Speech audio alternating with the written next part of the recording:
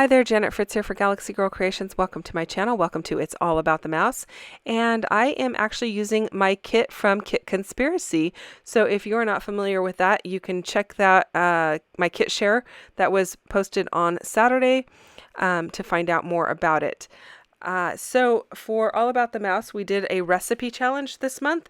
And our first thing was to use stars, then add flair, use at least 3 pictures, a half and half design, and add a Mickey head somewhere on the layout.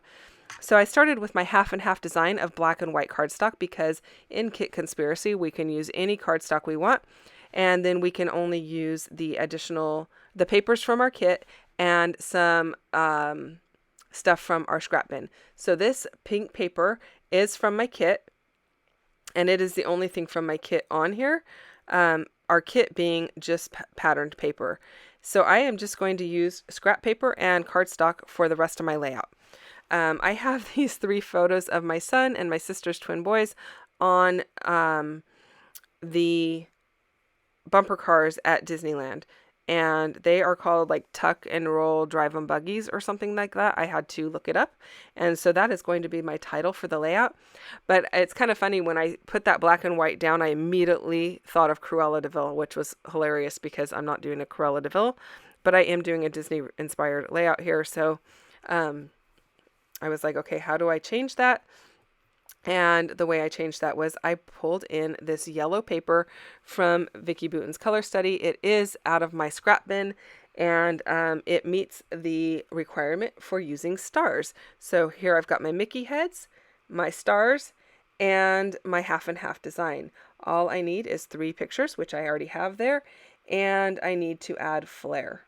So the flair will be coming, but I am going to ink up my stars with some black Soot Distress ink, and I am going to layer those stars behind my Mickey heads. And I really actually like the way that this layout came out for such a simple design.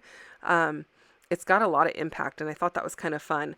And I thought that big, bright, bold, pinkish red paper was actually perfect because the inside of the bugs in these pictures are like that color. They look, I don't know, that maybe they're red inside, but they have that like hot pink magenta red kind of a look to them in the photographs. And then the yellow on the walls, I don't know, it looked perfect. So, hey, I'm just going to go with it. So this was a great way to use another piece of paper out of my kit. And granted, I didn't use a lot, but I did use some. So it's getting my paper used up, and that's making me super happy. I did cut all of those stars on my silhouette, and I do have a few extras that I did not end up using. So I am popping this guy up onto some foam tape. I'm just using the Fun Foam from Walmart. It's the cheap stuff. It is adhesive backed on one side, and I usually adhere the adhesive side to my die cut or sticker or whatever I am giving the dimension to, and then I use liquid adhesive to adhere it to the layout. That works best in my opinion. It works best for me, and if it feels like it's like puckering or not wanting to stick, I just stick my acrylic block on top of it to give a little weight to it, and it holds it down really nice and keeps it from falling down. I apologize that I keep reaching off screen. Somebody was messaging me on my iPad, so I had to keep clearing messages or responding or whatever I was doing there. So I'm really liking the way that this is turning out, and it's got a very, very Disney feel to it with those Mickey heads and stars added. Now my son is the one in the red shirt. It's the twins, like they're each in their own car, and it's hard to tell them apart because they are identical. If you know them well, you can easily tell them apart, but if you don't, it makes it very difficult. So I do end up putting, I think, 3 stars in each one of these embellishment areas, and my title is going to go at the bottom inside that pink space. And each one, like I said, the Mickey heads are all on foam tape, so there is a little bit of dimension for each of those Mickey heads, not just the big one. You got to spread the love around.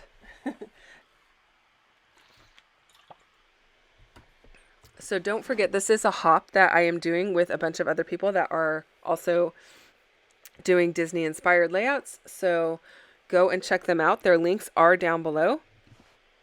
I will also put a link to MK's channel on this layout because we are doing Kit Conspiracy together. We have chosen the same exact papers to work with all week long. And so you'll be able to get some inspiration from her as well. She may not have a video posted today because this is a bonus video for me, or for you. But it definitely is a bonus video. It's not one of the ones we agreed upon. So we agreed to do 3 videos a week for this series. And if we had extras, we were able to do more. We could, but it wasn't required. So there is my flare, and it is just some epoxy flare from Scrap and Happy Studio. And I really like the weight of it. It's very thin, so it doesn't add a lot of lift to your layout. So I also you can order it without the foam on the back, so it is even thinner, and you can adhere it with your ATG gun or whatever glue dot you want. You're just not supposed to use liquid glue on it. So I pulled out these stickers. They are called Sunny, and I am going to use them to create a large portion of my layout. And the color's a little softer than the yellow in the Vicki Boutin paper, but because the Vicki Boutin paper is not a, I don't want to say it's not perfect, it is kind of got like a mottled look to it because it's distress. It's not like one flat yellow color.